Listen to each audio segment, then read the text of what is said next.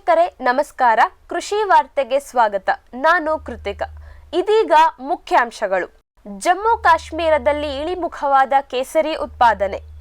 ಕಿಸಾನ್ ಕವಚ ಕೀಟನಾಶಕದಿಂದ ರೈತರನ್ನು ಕಾಯುವ ಬಟ್ಟೆ ಆವಿಷ್ಕಾರ. ಇಥೆನಾಲ್ ತಯಾರಿಕೆಗೆ ಕಬ್ಬನ್ನು ಉಪಯೋಗಿಸಲು ಸಮ್ಮತಿಸಿದ ಸರ್ಕಾರ.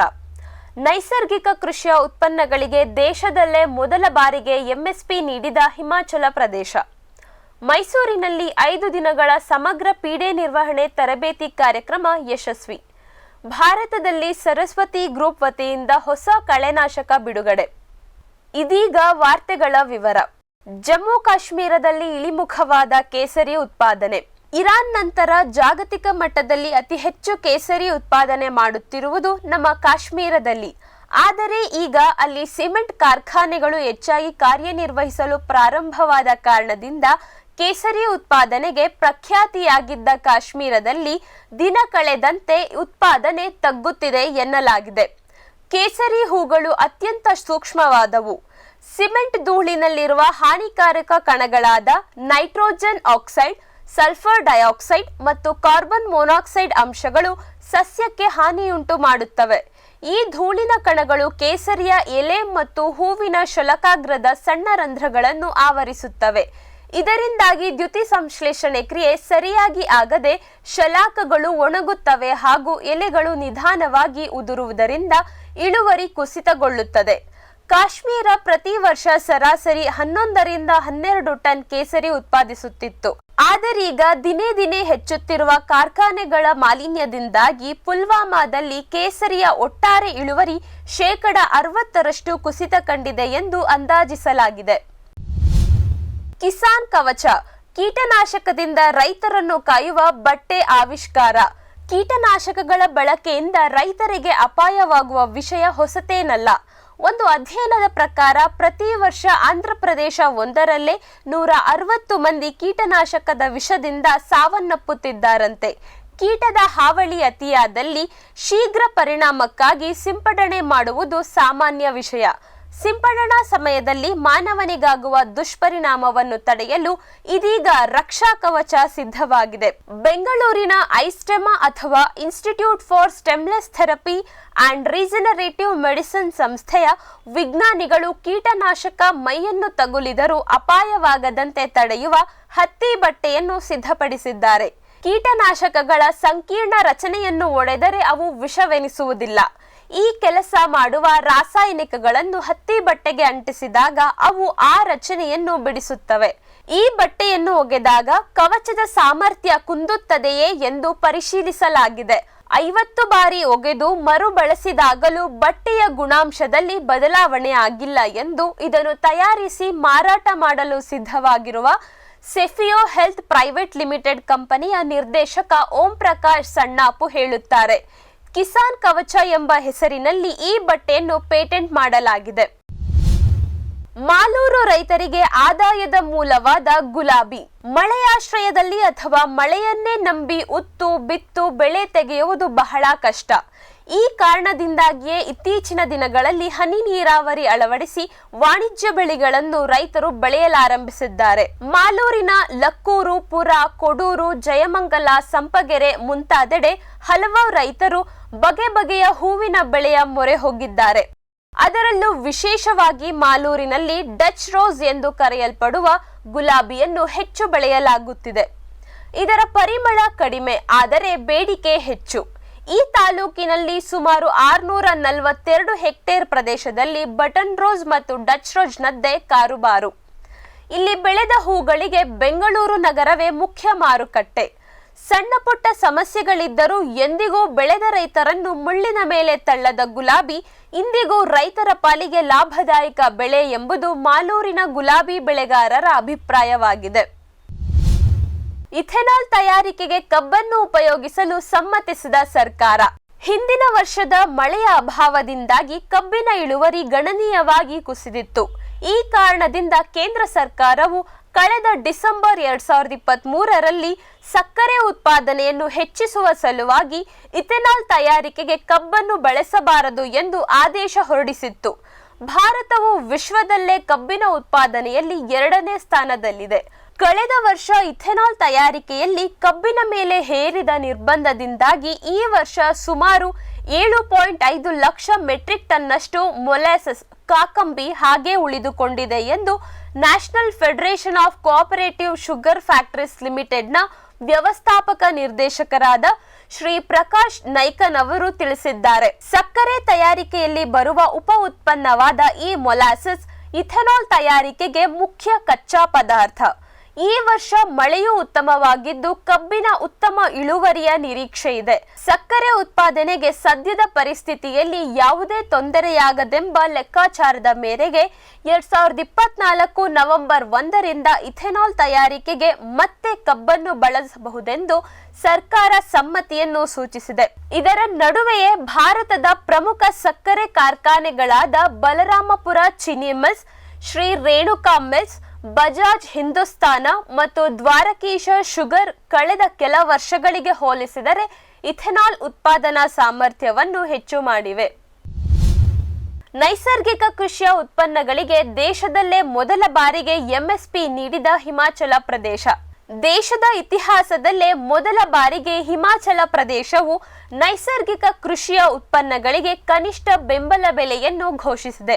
ಇದರಿಂದಾಗಿ ಈ ರಾಜ್ಯದಲ್ಲಿ ರಾಸಾಯನಿಕ ಮುಕ್ತ ಅಥವಾ ಸಾವಯವ ಉತ್ಪನ್ನಗಳ ಉತ್ಪಾದನೆ ಗಣನೀಯವಾಗಿ ಹೆಚ್ಚಳವಾಗಬಹುದು ಎಂಬುದು ಹಲವರ ಲೆಕ್ಕಾಚಾರವಾಗಿದೆ. ಕಳೆದ ಆಗಸ್ಟ್ 30ರಂದು French national research institute for agriculture, food and environment ಅವರ ಜೊತೆ ಏರ್ಪಡಿಸಿದ್ದ ಸಭೆಯಲ್ಲಿ ಮುಖ್ಯಮಂತ್ರಿ ಶ್ರೀ ಸುಖ್ವೀಂದರ್ ಸಿಂಗ್ ಸುಖು ಈ ಸಾವಯವ ಉತ್ಪನ್ನಗಳಿಗೆ ಎಂಎಸ್ಪಿಯನ್ನು ಅಧಿಕೃತವಾಗಿ ಘೋಷಿಸಿದ್ದಾರೆ.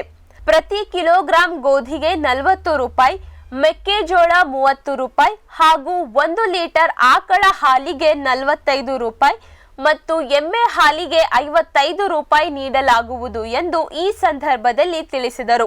ಇದರ ಬೆನ್ನಲ್ಲೇ ಹಿಮ್ಮುನ್ನತಿ ಯೋಜನೆಯ ಅಡಿಯಲ್ಲಿ ಬೇರೆ ಬೇರೆ ಕೃಷಿ ಗುಂಪಿನ ಸುಮಾರು 50,000 ರೈತರನ್ನು ರಾಸಾಯನಿಕ ಮುಕ್ತ ಕೃಷಿಯೆಡೆಗೆ ಕೊಂಡೊಯ್ಯುವ ಮಹತ್ತರವಾದ ತೀರ್ಮಾನವನ್ನು ಕೈಗೊಂಡಿದೆ.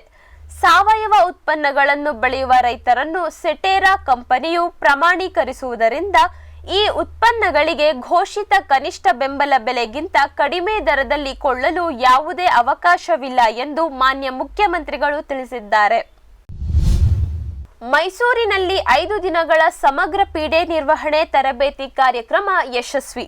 ಭಾರತ ಸರ್ಕಾರದ ಕೃಷಿ ಮಂತ್ರಾಲಯದ ಸಂಸ್ಥೆಯಾದ ಪ್ರಾದೇಶಿಕ ಕೇಂದ್ರೀಯ ಸಮಗ್ರ ಪೀಡೆ ನಿರ್ವಹಣಾ ಕೇಂದ್ರ ಬೆಂಗಳೂರು ಇವರ ಪ್ರಾಯೋಜನೆಯಡಿಯಲ್ಲಿ ಜಿಲ್ಲಾ ಕೃಷಿ ತರಬೇತಿ ಕೇಂದ್ರ ನಾಗನಹಳ್ಳಿ ಮೈಸೂರಿನಲ್ಲಿ ರಾಜ್ಯದ ಕೃಷಿ ಮತ್ತು ತೋಟಗಾರಿಕೆ ಇಲಾಖೆಯ ವಿಸ್ತರಣೆ ಹಾಗೂ ತರಬೇತಿಯಲ್ಲಿ ಸೇವೆ ಸಲ್ಲಿಸುತ್ತಿರುವ 42 ಅಧಿಕಾರಿಗಳಿಗೆ ಮಾನವ ಸಂಪನ್ಮೂಲ ಅಭಿವೃದ್ಧಿ ಆಶ್ರಯದಲ್ಲಿ ಆಗಸ್ಟ್ 26ರಿಂದ 30ರವರೆಗೆ 5 ದಿನಗಳ ಸಮಗ್ರ ಪೀಡೆ ನಿರ್ವಹಣೆ ತರಬೇತಿಯನ್ನು ಆಯೋಜಿಸಲಾಗಿತ್ತು. ಕಾರ್ಯಕ್ರಮವನ್ನು ಆಗಸ್ಟ್ 26ರಂದು ಡಾಕ್ಟರ್ ಸಿ ರಾಮಚಂದ್ರ, ಮುಖ್ಯಸ್ಥರು, ಸಾವಯವ ಕೃಷಿ ಸಂಶೋಧನಾ ಕೇಂದ್ರ ಹಾಗೂ ವಿಸ್ತರಣಾ ಘಟಕ, ನಾಗನಹಳ್ಳಿ, ಮೈಸೂರು ಇವರು ಉದ್ಘಾಟಿಸಿದರು. ತರಬೇತಿಯಲ್ಲಿ ಸಮಗ್ರ ಪೀಡೆಯಲ್ಲಿ ಬಳಸುತ್ತಿರುವ ವಿವಿಧ ಅಂಟು ಬಲೆಗಳು, ಮೋಹಕ ಬಲೆಗಳು, ಪರಭಕ್ಷಕ ಮತ್ತು ಪರತಂತ್ರ ಕೀಟಗಳು ಹಾಗೂ ಅವುಗಳನ್ನು ಬಳಸುವ ಕುರಿತು ವಸ್ತು ಪ್ರದರ್ಶನ ಹಾಗೂ ಚರ್ಚೆಯನ್ನು ಪ್ರಾದೇಶಿಕ ಕೇಂದ್ರ ತಜ್ಞರು ಆಯೋಜಿಸಿದ್ದರು. ತೆಂಗು ಮತ್ತು ಮೆಕ್ಕೆಜೋಳದಲ್ಲಿನ ಸಮಗ್ರ ಕೀಟ ನಿರ್ವಹಣಾ ಕ್ರಮಗಳ ಕುರಿತು ಡಾಕ್ಟರ್ ರಾಮೇಗೌಡರು ವಿವರಿಸಿದರು. ಡಾಕ್ಟರ್ ಎಸ್ ನಾವಿ ಅವರು ಪೀಡೆನಾಶಕಗಳ ಬಳಕೆಯಲ್ಲಿ ಪಾಲಿಸಬೇಕಾದ ಸುರಕ್ಷತಾ ಕ್ರಮಗಳು ಹಾಗೂ ಎಚ್ಚರಿಕೆಗಳ ಕುರಿತು ಸುದೀರ್ಘವಾಗಿ ವಿವರಿಸಿದರು. ಭತ್ತ ಮತ್ತು ಹತ್ತಿಯ ಕೀಟಗಳ ಸಮಗ್ರ ನಿರ್ವಹಣೆಯನ್ನು ಡಾಕ್ಟರ್ ಕಿತ್ತೂರ್ ಮಠ್ ವಿವರವಾಗಿ ತಿಳಿಸಿಕೊಟ್ಟರು. ರೋಗ ಮತ್ತು ಜಂತು ಹುಳುಗಳ ಸಮಗ್ರ ನಿರ್ವಹಣೆಯ ಜೊತೆಗೆ ರೋಗ ಲಕ್ಷಣಗಳನ್ನು ಪೋಷಕಾಂಶಗಳ ಕೊರತೆ ಲಕ್ಷಣಗಳಿಂದ ಗುರುತಿಸುವ ಕೌಶಲ್ಯವನ್ನು ಡಾಕ್ಟರ್ ವಿ ಸನತ್ ಕುಮಾರ್ ಮನದಟ್ಟು ಮಾಡಿಕೊಟ್ಟರು.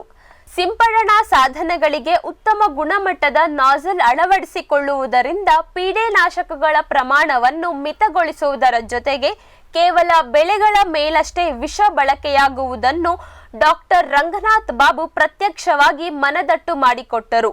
ಈಗಾಗಲೇ ಹಾಸನ ಅರಸೀಕೆರೆ ಭಾಗದ ಸುಮಾರು 1,000 ರೈತರು ತರಕಾರಿ, ಶುಂಠಿ, ಅರಿಶಿಣದಂತಹ ಬೆಳೆಗಳಲ್ಲಿ ಗುಣಮಟ್ಟದ ನಾಜಲ್ ಬಳಸುತ್ತಿದ್ದಾರೆ. ಇದರಿಂದ ವೆಚ್ಚ, ಪರಿಶ್ರಮ ಮತ್ತು ನಷ್ಟವೂ ಕಡಿಮೆ ಎಂದು ಡಾಕ್ಟರ್ ರಂಗನಾಥ್ ಬಾಬು ತಿಳಿಸಿದರು. ಪ್ರೊಫೆಸರ್ ಡಾಕ್ಟರ್ ಗುಬ್ಬಯ್ಯ ಅವರು ಸಮಾರೋಪ ಸಮಾರಂಭದಲ್ಲಿ ಮುಖ್ಯ ಅತಿಥಿಯಾಗಿದ್ದರು. ಮೈಸೂರು ತೋಟಗಾರಿಕೆ ಮಹಾವಿದ್ಯಾಲಯದ ಡಾಕ್ಟರ್ ಜಿಕೆ ರಾಮೇಗೌಡ ಮತ್ತು ಜಿಲ್ಲಾ ಕೃಷಿ ತರಬೇತಿ ಕೇಂದ್ರದ ಶ್ರೀಮತಿ ಮಮತಾ ಮತ್ತು ಶ್ರೀಮತಿ ಮಧುಲತಾ ಕಾರ್ಯಕ್ರಮವನ್ನು ಆಯೋಜಿಸಿ ತರಬೇತಿಯನ್ನು ಸುಸೂತ್ರವಾಗಿ ನಡೆಸಿಕೊಟ್ಟರು. ಭಾರತದಲ್ಲಿ ಸರಸ್ವತಿ ಗ್ರೂಪ್ ವತಿಯಿಂದ ಹೊಸ ಕಳೆನಾಶಕ ಬಿಡುಗಡೆ. ಗೋವಾನ್ ಕ್ರಾಪ್ ಸೈನ್ಸ್ ವಿಶ್ವಮಟ್ಟದಲ್ಲಿ ಕೃಷಿ ರಾಸಾಯನಿಕಗಳ ತಯಾರಿಕಾ ಕಂಪನಿ. ಇವರ ಸಹಯೋಗದಲ್ಲಿ ಸರಸ್ವತಿ ಅಗ್ರೋ ಲೈಫ್ ಸೈನ್ಸ್ ನವರು ಭಾರತದಲ್ಲಿ ಸೊಲಾನಮ್ HFP ಎಂಬ ಹೊಸ ಕಳೆನಾಶಕದ ಉತ್ಪನ್ನವನ್ನು ಮಾರುಕಟ್ಟೆಗೆ ಪರಿಚಯಿಸಿದೆ. ಸೊಲಾನಮ್ HFP ಒಂದು ಬೆಳೆ ನಿರ್ದಿಷ್ಟ ಹಾಗೂ ಉದಯಪೂರ್ವಕ ಕಳೆನಾಶಕ. ರಾಸಾಯನಿಕವಾಗಿ ಇದು ಇಥೈಲ್ಫ್ಲೋರಾಲಿನ್ ಹೊಂದಿದ್ದು ಹುಲ್ಲಿನ ಜಾತಿಯ ಮತ್ತು ಅಗಲ ಎಲೆಯ ಕಳೆಗಳ ಮೇಲೆ ಹೆಚ್ಚು ಪರಿಣಾಮಕಾರಿಯಾಗಿದೆ. ಪ್ರಸ್ತುತವಾಗಿ ಇದನ್ನು ಆಲೂಗಡ್ಡೆ, ಸೋಯಾಬೀನ್ ಮತ್ತು ಹತ್ತಿಯಲ್ಲಿ ಬಳಸುತ್ತಿದ್ದಾರೆ. ಈ ಕಳೆನಾಶಕವನ್ನು ಈಗಾಗಲೇ ಅಮೆರಿಕ, ಕೆನಡಾ, ಮೆಕ್ಸಿಕೋ ಇನ್ನಿತರೆ ಪ್ರಮುಖ ದೇಶಗಳಲ್ಲಿ ಹಲವಾರು ಬೆಳೆಗಳಲ್ಲಿ ಉಪಯೋಗಿಸಿ ಕಳೆ ನಿರ್ವಹಣೆಯಲ್ಲಿ ಉತ್ತಮ ಫಲಿತಾಂಶವನ್ನು ಪಡೆದಿದ್ದಾರೆ. ಆದರೆ ಭಾರತಕ್ಕೆ ಈ ಕಳೆನಾಶಕವನ್ನು ಮೊಟ್ಟ ಮೊದಲು ಪರಿಚಯಿಸಿದ ಕೀರ್ತಿ ಸರಸ್ವತಿ ಗ್ರೂಪ್ ಕಂಪನಿಗೆ ಸಲ್ಲುತ್ತದೆ.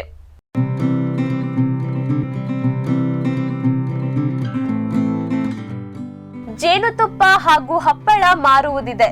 ಉತ್ತಮ ಗುಣಮಟ್ಟದ ಸಾಕಿದ ತುಡುವೆ ಜೇನಿನ ತುಪ್ಪ ಮಾರಾಟಕ್ಕಿದೆ. 1 ಕಿಲೋಗ್ರಾಂ ಜೇನುತುಪ್ಪಕ್ಕೆ 650 ರೂಪಾಯಿ.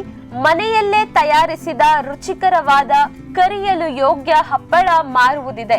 100 ಹಲಸಿನಕಾಯಿ ಹಪ್ಪಳಕ್ಕೆ 450 ರೂಪಾಯಿ ಹಾಗೂ 100 ಬಾಳೆಕಾಯಿ ಹಪ್ಪಳಕ್ಕೆ 350 ರೂಪಾಯಿ. ಕೊರಿಯರ್ ಮಾಡಿ ಕಳುಹಿಸಲಾಗುವುದು. ಆದರೆ ಕೊರಿಯರ್ ಶುಲ್ಕವನ್ನು ಖರೀದಿದಾರರೇ ಭರಿಸಬೇಕು. ಆಸಕ್ತರು ಸ್ಕ್ರೀನ್ ಮೇಲೆ ಕಾಣುತ್ತಿರುವ ಸಂಖ್ಯೆಗೆ ಸಂದೇಶ ಕಳುಹಿಸಿ ಅಥವಾ ಕರೆ ಮಾಡಿ ಶ್ರೀ ನರಸಿಂಹಮೂರ್ತಿಯವರನ್ನು ಸಂಪರ್ಕಿಸಬಹುದು. ಇದಿಷ್ಟು ಇವತ್ತಿನ ಕೃಷಿ ವಾರ್ತೆಯಾಗಿತ್ತು. ಕೃಷಿಯ ನಿರಂತರ ಕಾರ್ಯಕ್ರಮಗಳನ್ನು ವೀಕ್ಷಿಸಿ ಫಾರ್ಮ್ ಟಿವಿಯಲ್ಲಿ. ನಮಸ್ಕಾರ.